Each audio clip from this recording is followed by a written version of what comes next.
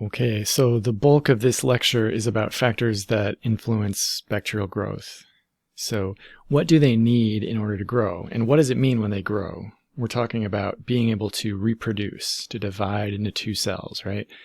And so we're going to look at the factors that let them do that. And what we do in this process is we kind of define their ecological niche.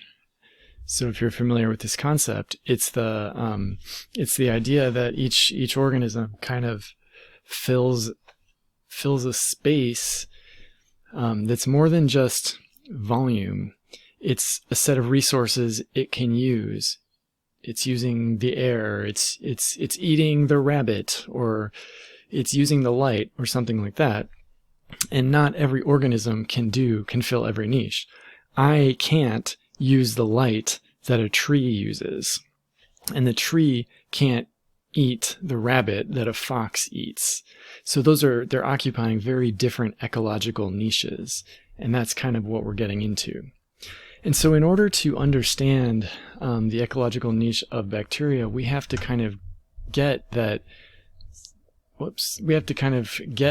they have this crazy distribution where we can assume that there are bacteria everywhere that can fill any niche that opens up. This is a kind of a crazy idea, but it's taken seriously in microbiology. And I don't remember who first said it, but we all debated it in graduate school, and no one could disprove it. So the idea is that microorganisms can't move very far. A bacterium is never going to swim an entire 10 centimeters. And so they can't go to a place that's warmer. They can't go to a place that has vastly different chemistry.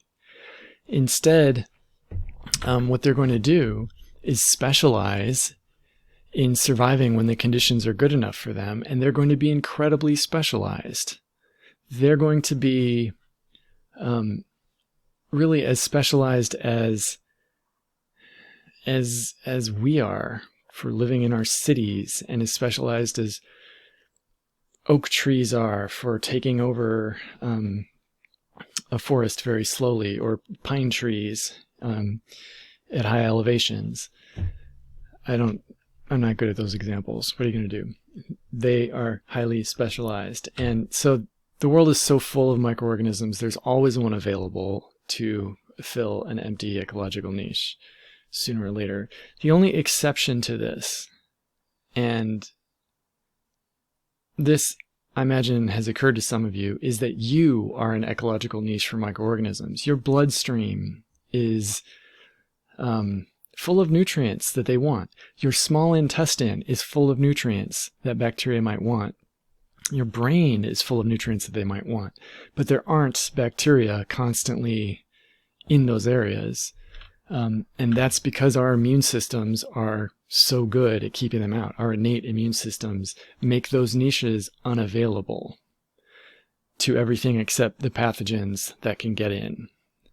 So we just have to remember microorganisms are incredibly specialized, and that is that. So one of the things that they can do with their specialization is wait for a long time for conditions to improve. And there's an extreme example of this that you have to know. It's a dormancy that some bacteria can go into, where they sort of transform themselves into a dormant structure that protects their DNA. And so they do this if their environment runs out of water, or if their environment runs out of nutrients. They transform themselves into endospores, and they wait until their environment gets water or gets nutrients. During this time, they can't divide, they can't reproduce. They are really dormant. They're waiting, and that's all they can do. So what endospores do, cool pictures, but what endospores do is they just protect the DNA. They encase it in a kind of a crystal called dipicolinic acid. It's not that important for us. With very little water, but it really protects the DNA super well. And there's also a cell membrane around it. And so it's going to be able to wait for a long time. And there have to be other proteins for signaling and figuring out that it's time to come out of the endospore form. But we're not going to get into those structures. What they look like under the microscope is this: bacteria that are turning into endospores under phase contrast microscopy. Remember, under phase contrast, bacteria are dark with a light background, and the endospores appear like little light bulbs inside them. And so what you're seeing here is a cell that is concentrating that crystal stuff around its DNA in the center, and the rest of the cell is going to wither away. And there are different patterns. What this is showing is different types of organisms that make endospores, do them in different places, in different patterns, in different shapes. So endospores are notable because they are very stable. They can survive for a long time in things like boiling water or ice.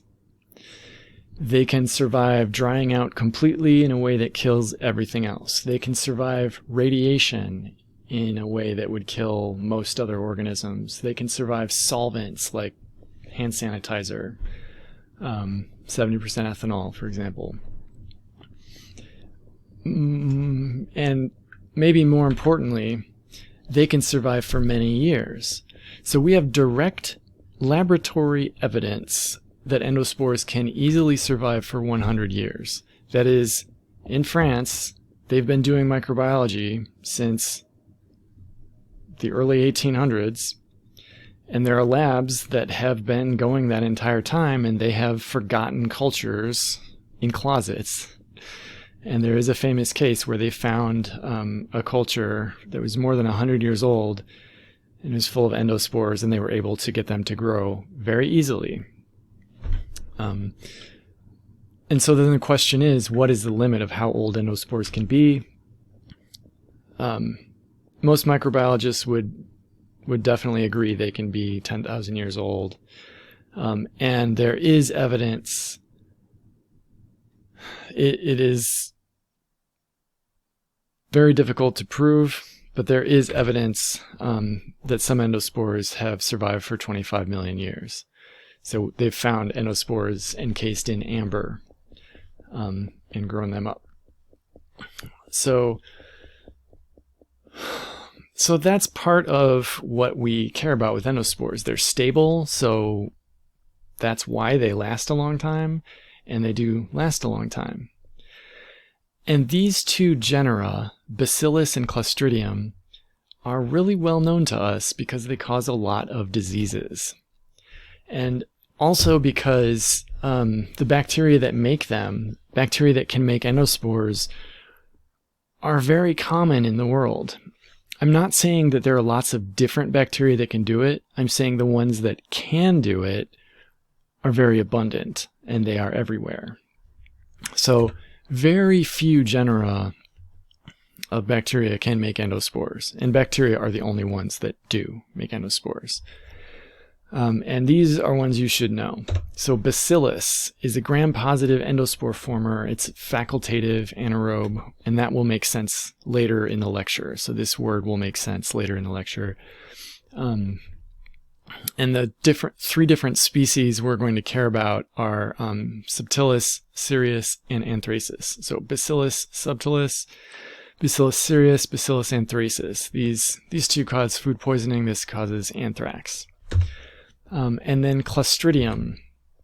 Clostridium difficile, Clostridium perfringens, Clostridium botulinum, Clostridium tetani. They cause, well, C. diff, so pseudomembranous colitis, gas gangrene, botulism, tetanus, all caused by members of this genus.